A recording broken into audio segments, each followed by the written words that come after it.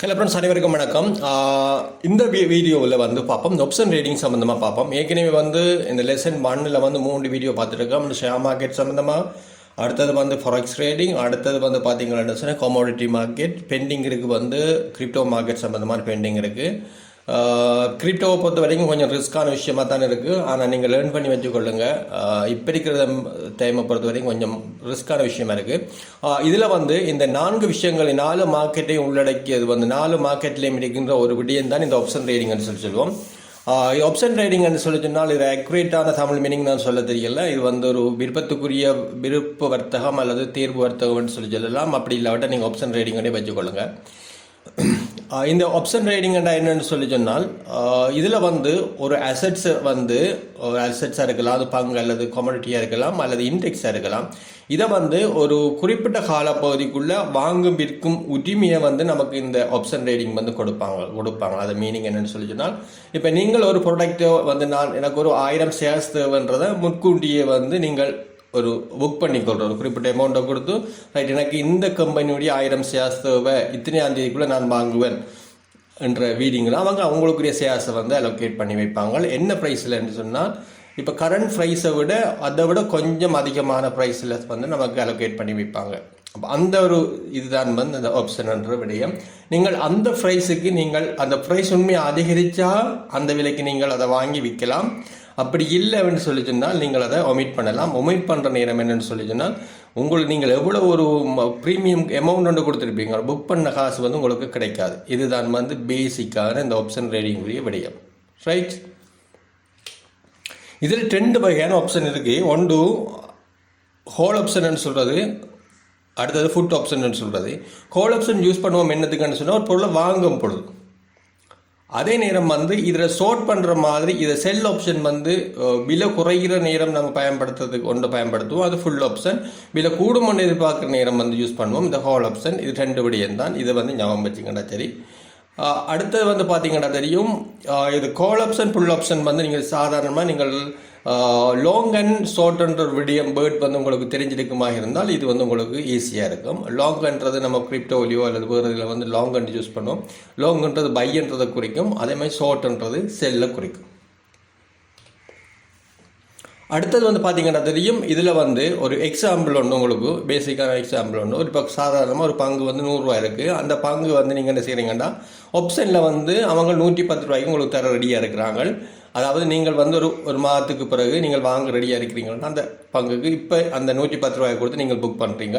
அதுக்குரிய ப்ரீமியம் அமௌண்ட்டாக வந்து நீங்கள் 5 ரூபா தான் பே பண்ண வேண்டிய ஒரு ஷேர்ஸுக்கு. 110 ரூபா எக்ஸாம்பிள் இது. 110 ரூபா ஷேர்ஸுக்கு நீங்கள் 5 ரூபா ப்ரீமியத்தோடு நீங்கள் புக் பண்ணி வைக்கிறீங்க. உங்களுக்கு 100 ஷேர்ஸ்ன்னு சொன்னால் 500 ரூபா செலுத்தி உங்களுக்கு 100 ஷேர்ஸுக்கு நீங்கள் புக் பண்ணிட்டீங்க.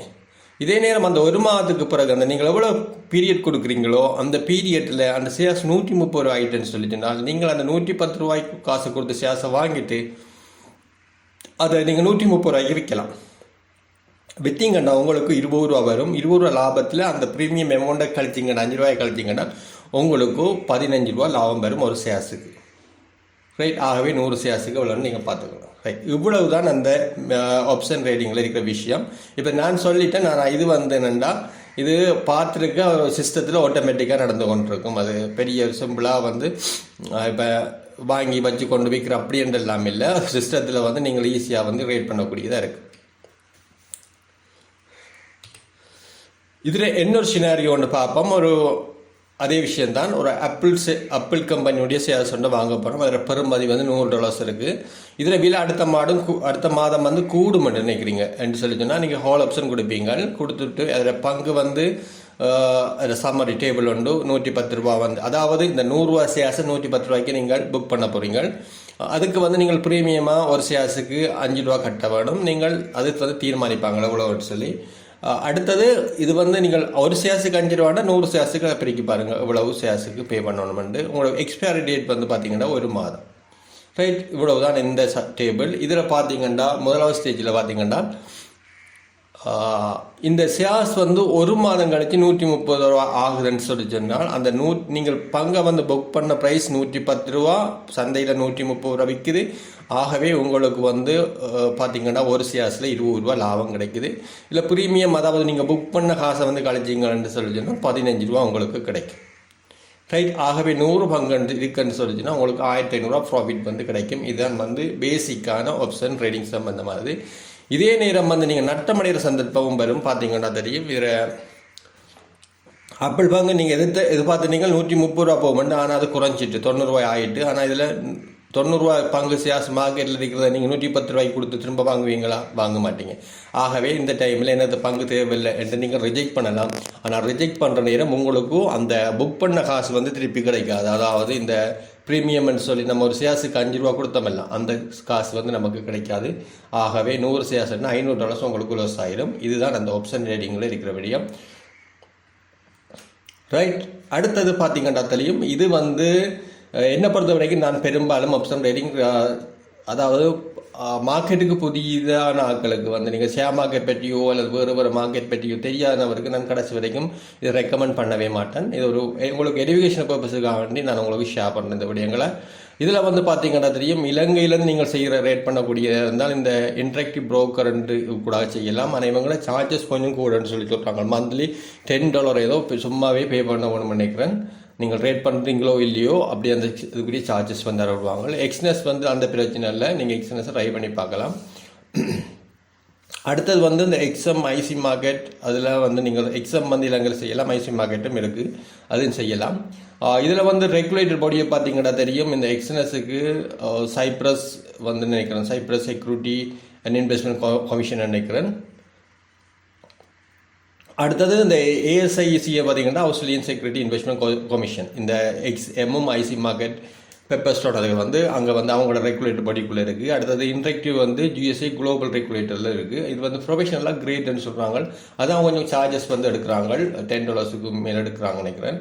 அது நீங்கள் ஒருக்கா பார்த்துக்கொள்ளுங்க. நான் அதில் ரெஜிஸ்டர் பண்ணலை. அடுத்தபடியும் அவ்வளவுதான். இந்த இதுக்குள்ளே நீங்கள் வேணுமென்னு சொன்னால் ஏதோ ஒரு அப்பு கூட நீங்கள் ட்ரை பண்ணி பார்த்துக்கொள்ளலாம். அடுத்த மெயின் முக்கியமான விடயம் என்னென்னு சொன்னால், நீங்கள் பெரிய ஒரு அமௌண்ட்டை கொண்டு இந்த ஆப்ஷன் ட்ரேடிங்லாம் விழுந்துடாதீங்க. மிக ஆபத்தானது. நீங்கள் பார்த்தீங்கன்னா தெரியும், நீங்கள் உங்களுடைய வீடியோ பார்க்கக்கூடிய நிறைய அட்டுகள் வரும். இந்த ஆப்ஷன் அட்டுகள், ஆப்ஷன் ட்ரேடிங் சம்மந்தமானது அப்படி பார்த்தாலே ஒரு நமக்கும் அதில் இன்வெஸ்ட் பண்ண தோணும். ஆனால் மிகப்பெரிய ஆபத்தில் வந்து அந்த இதுகள் வந்து முடியும். மிக அவதானமாக உங்களோட முதலீட்டை செஞ்சு கொள்ளுங்க. இது நீங்கள் ரேட் பண்ணி பார்க்க போகிறீங்கன்னா ஒரு $10 $15 போட்டு இந்த ரேட் பண்ணி நீங்கள் பார்த்துக்கொள்ளலாம். சரி, அப்படி இல்லாவிட்டால் நீங்கள் இந்த ஆப்ஷன் ட்ரேடிங்கில் டெமோ இருக்குது. இந்த ஒரு இதுக்குள்ளேயும் அந்த டெமோ ஃபஸ்ட்டாக வந்து நீங்கள் ஸ்டார்டிங்கில் உங்களுக்கு டெமோ தருவாங்க. நீங்கள் அதில் ப்ராக்டிஸ் பண்ணி பார்க்கக்கூடியதாக இருக்கும். நான் அதே ஒருக்கா இன்னொரு வீடியோவில் இந்த மாதிரி டெமோ இருக்குன்ற விடயத்தை நான் உங்களுக்கு காட்டுறேன்னா, இவ்வளோதான் இந்த ஆப்ஷன் ட்ரேடிங்கில் விடயம்.